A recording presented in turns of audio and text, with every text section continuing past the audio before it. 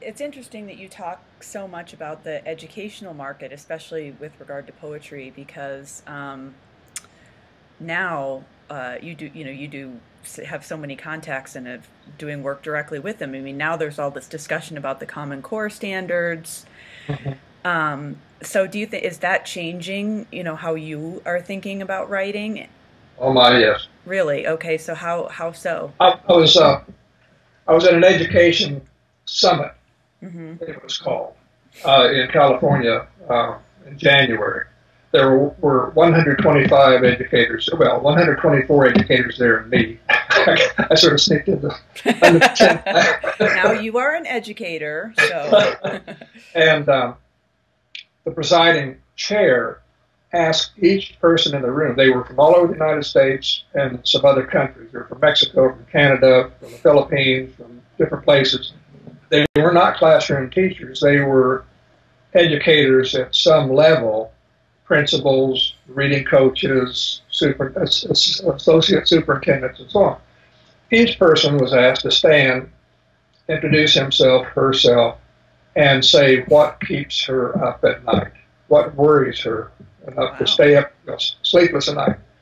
Out of 124 people, I bet 100 of them quoted concern of one kind or another about the Common Core state standard.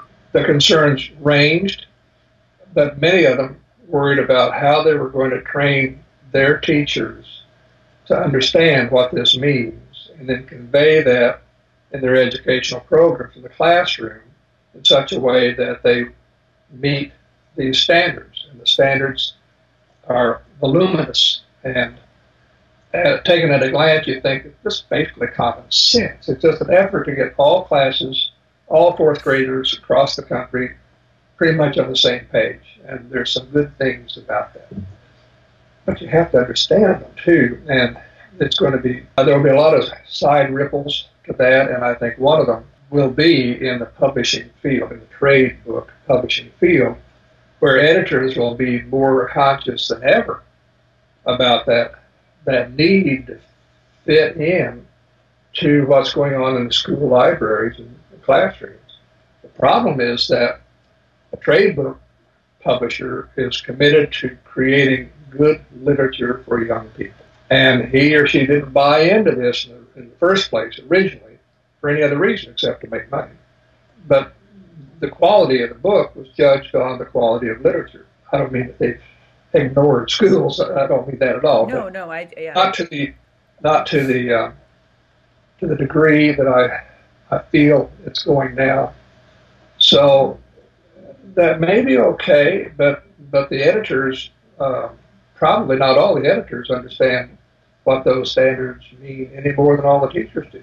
Everybody's got to learn it. Yeah, I know. I mean, and there's obviously a lot of talk of this among writers for good reason, because it's not easy to publish a book at any time.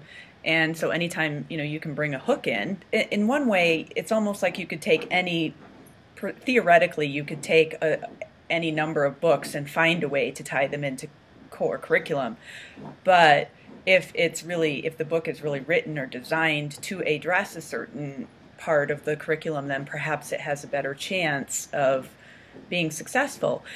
In fact, I'd love your opinion on that. So we're getting a little bit off track, but I can't resist asking because a couple of weeks ago I was at the AWP conference in Boston. I spoke on a panel on storybook apps, and I kind of struck the jackpot because right before me in the room next door was a panel on YA, and Jane Yolen was speaking. Somebody asked a question initially about historical fiction and whether it was able to sell and so forth.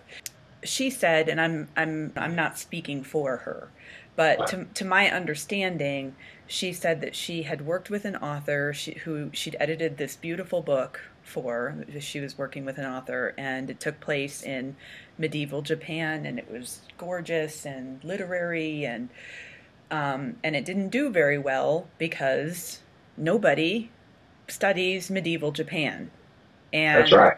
she said, if you write a book about Paul Revere, and then she spun this whole Yeah. tale, and then she said of Paul Revere as a time traveler, and then she said, "Wait a minute, I think I might write that book." Right. But so, Well, that's exactly right. well, I wanted to ask her, and I think I still will email her afterward, because on the one hand, I get it. It makes sense. It's hard to make a living in this business, and so you want to give your book the best chance that you can of selling. But on the other hand, just because they're not teaching medieval Japan in school doesn't mean that medieval Japan isn't worth learning about, or Yeah. that there isn't some kid out there who just needs a book on medieval Japan. And Yeah. it worries me that if everything is driven to the Common Core standard, they're already learning about the Revolutionary War, for example. And it's great if they can read more books about the Revolutionary War that make that come alive. But when I was a kid, I lived in a small town in northern Michigan, and we didn't have a bookstore. There was no Amazon. And the only way I could travel was by going to the library. I would say, nothing that I read tied in specifically to what I was learning in school. Yep.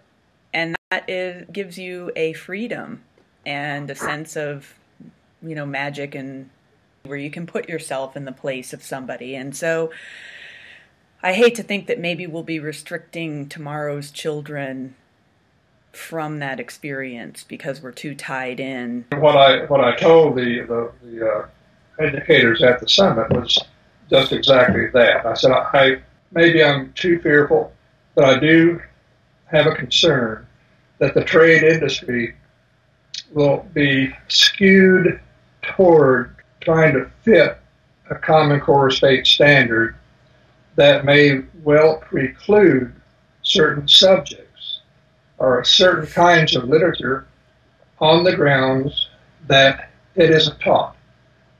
And if that should become true, there's a possibility that some kinds of good literature will simply be left at the doorstep.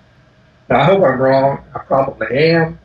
There are a lot of people out there in the trade business who are way too smart to let that happen. I'm hopeful and reasonably sure, but it is to be dealt with. We just ride the wave for a while and see which way it is. So what about your own personal writing? Are you thinking more along the lines of trying to tie your things into Common Core, or are you just going about your business and... Well, a little of each. Right now I'm working on a new book that I think we'll have a green light here very shortly. But early on, talking to that editor, he had asked for more than one idea, so I provided more than one idea, and he said, I have to tell you, a committee meets, we go through them all, and we tend to pick the ones that we think will meet the core standard. So I got one that they think will be okay.